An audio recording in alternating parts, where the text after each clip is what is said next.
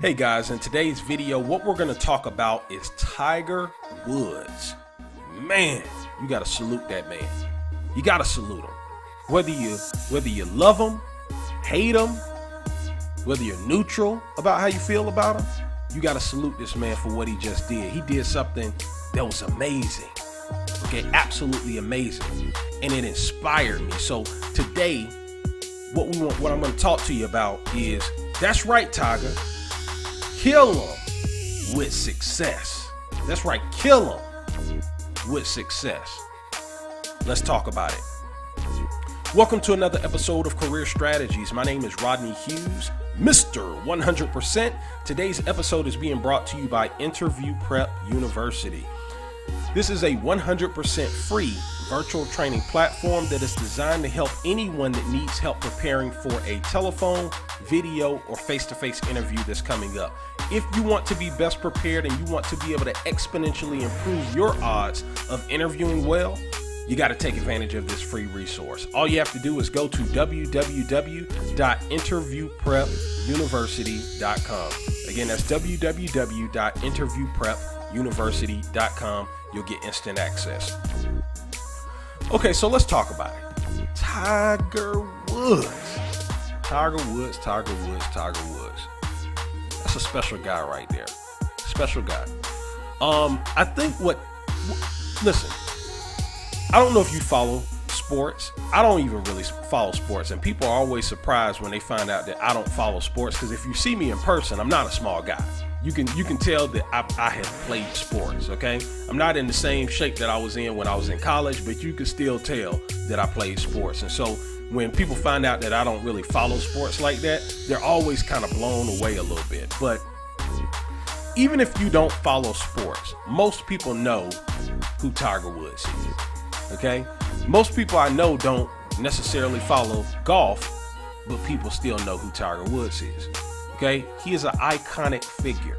Regardless of how you feel about him, he's an iconic figure. And I think, the reason why I salute him for what he just accomplished is because he proved to everybody, even though he doesn't have to prove shit to anybody, in my opinion. Okay, he's Tiger Woods. He did what he did. He sketched in history before this Masters that he just won. But this Masters that he just won was extremely significant, because what he did was he showed you what the heart of a champion looks like. That's right, what the heart of a true champion looks like. See, here's the deal. So many people buckle under adversity. See, anybody can perform well when the odds are in their favor. Anybody can perform well when things are working out. Anybody can perform well when the environment is just right. You understand? But how many people can go through immense adversity, never quit, and come back and represent? Goodness gracious. It's amazing. You got to understand, this man went years since he won his last Masters. He's been years since he won his last major. Excuse me. It's been years. And this is important. This is important because, first off, most people will never be privy enough or will never be fortunate enough to acquire the level of success that this man acquired at so early in his career. I mean, he reached heights early in his career that were like earth-shattering. This is why Tiger Woods is Tiger Woods. Okay? I'll never forget. I used to work in the radio industry. And part of working in the radio industry, while I was in Augusta, Georgia, and I can remember the year that I was working in the year that I worked in the radio industry. We always get invited, because we're media, to come to the Masters, and we pretty much get to go in for free because we get to cover what we see in the Masters, and it helps promote the event. So I ended up going this one particular year, and it was something really interesting about when you were out there at the Masters. Well, there are two major things that stood out to me about going to the Masters. Well, yeah, two things. So the first thing that stood out to me is how pristine the land was in the Masters.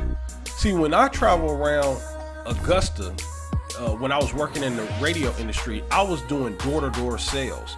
So I was going in and out of businesses all day. So I have a very intimate understanding of how most of Augusta, Georgia looks, okay? Because I was beating the pavement every single day. But I'm telling you, when I walked into the Masters, it was like walking into another country. It was like walking into, especially on the very first day, before everybody had a chance to like walk on all the grass and, you know, kind of mess up the grass or whatever. I mean, it was like absolutely, the grass was so immaculate. It was like you could just lay down on it and go to sleep. I mean, I've never seen anything like it to this day, okay? Just how well those grounds were kept. All right, has nothing to do with this topic, but I just had to tell you, it's absolutely beautiful, okay?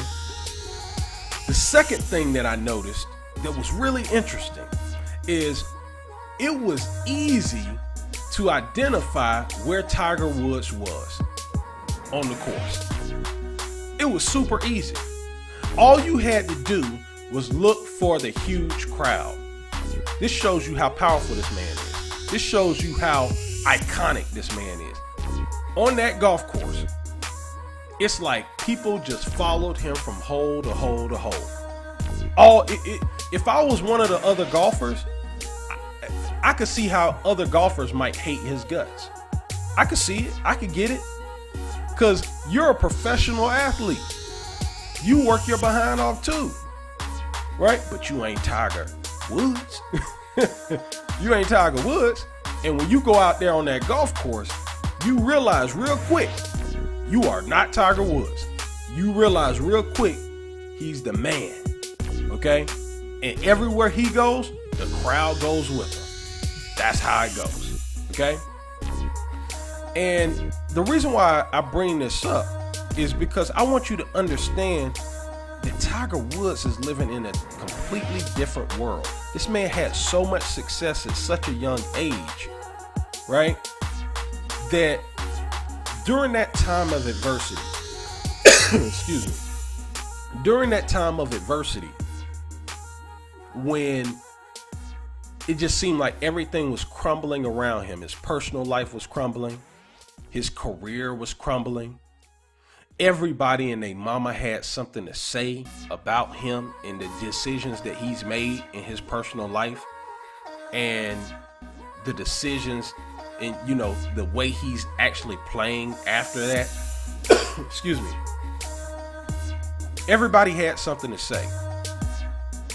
And what I'm trying to help you understand is the average man would have quit, would have buckled under that kind of pressure, would have buckled under that kind of loss, right? To be on top of the world. It's like an old saying that I once heard, and I can't recall it properly, so I may be like misrepresenting this quote, but it's better to never have than to once had and once tasted. I don't know how it goes. It's something like it's better to have never experienced, you know, something great than to experience something great and then lose it. That's essentially what I heard somebody say a long time ago. And that's what I think about when I think about the situation that Tiger Woods was in.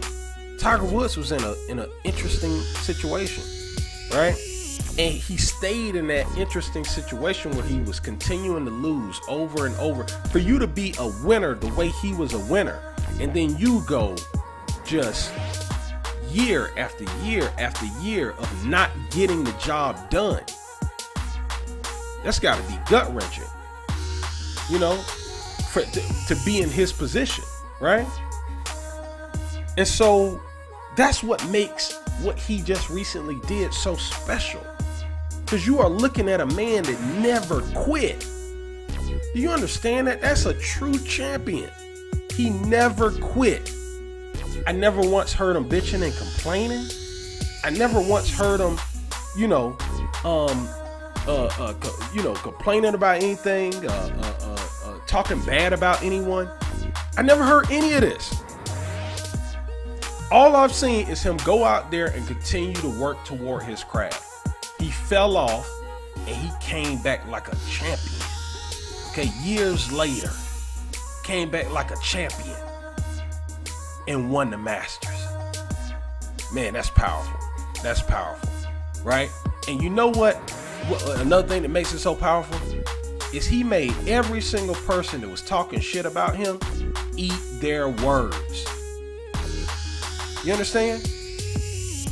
Everybody who said, oh, he should quit. Oh, he should hang it up. There's no more, the old Tiger is gone. People just said all kinds of crazy stuff about this man.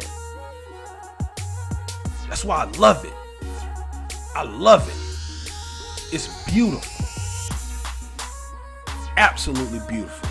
And that's what we have to learn. Like, that's what, when I see him do this, it inspires me.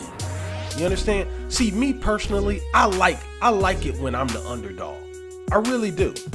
I like it when don't too many people believe in me. Cause that's when I become a fucking monster, bro. That's just how I've always been. When I don't perform the best, I don't perform the best when everybody's like, I believe in you. Yada. Right? Now, I need some people to believe in me. Yeah, because everybody needs to be encouraged from time to time. But I just don't do well in situations where it's too much love. Where I do well at, where I thrive, is when all hell's breaking loose. Because I got the gut for it. I got the gut to just keep on showing up. To just keep going. Just keep putting one foot in front of the other. I don't care what anybody thinks. You understand? And it just inspires me to see what this man did. Because I know most people would have quit. I just know it. And in all honesty, I mean, I can't imagine what it's like to be in his shoes. I really can't. I don't think anybody can truly imagine what it's like to be in his shoes. But what I can tell you is this. If you've ever won and been a real great winner, where you get tested is when you're not winning anymore. And all I can say is what he just did this past weekend when he won the Masters, that is proof that this man is a champion. That is proof that this man is extremely resilient. And I think more people need to pay attention to this, right? Because it's important. Because the reality is, life ain't always gonna be fair. Life ain't always gonna, deal you a fair hand, right? Life ain't always gonna be easy. Okay? You're gonna make mistakes at some point. I don't care who you are. Nobody's perfect, right? But how are you gonna respond? See, I think he just showed you how he responded. Yeah. I mean, he went through hell the last few years. Okay? Now, a lot of that is his own fault. He has to take responsibility for that. But whether it's his fault or not, he still was going through hell. Right? To be a winner as long as he was a winner and then go through this huge streak of just not winning, that's a tough pill to swallow. The average man would have quit in a heartbeat. For sure. So again, I just want to say salute. I salute you, Tiger. Right? Congratulations on the win. And just keep killing them with success. Do it again. Win some other majors. Right? Just to put just to hush all the nonsense. All the doubt that was out here. Right? Just keep going, Tiger. Just keep going. All right, listen, hopefully you got some great value out of this somewhere. Okay, I was just giving a shout out to Tiger, but whatever. Hopefully you got some value out of this talk. Listen, if you have not done so already, I want you to order a copy of my book, The Ugly Truth About Getting Hired, How to Land a Job of Your Dreams Regardless. That's the key word, regardless of the competition. Listen, the reality is the biggest the biggest challenge that you're gonna face in your career is competition. Period. Right now, as we speak, the world is outrageously competitive. But this is just the beginning, okay? In the next 20, 30 years, it's going to be just absolutely insane how competitive it is. And the people who don't have the right set of skills, that don't know how to beat out competition, don't know how to eliminate their competition, they're going to pay dearly, okay? And so this book is designed to teach you a systematic way that you can go about eliminating competition and exponentially improving your odds. And by the way, eliminating competition in a moral and ethical way, all right? But also help you exponentially improve your odds of having great success in an interview process. Again, if you want to pick up a copy of this, go to my website, www.theuglytruthbook.com.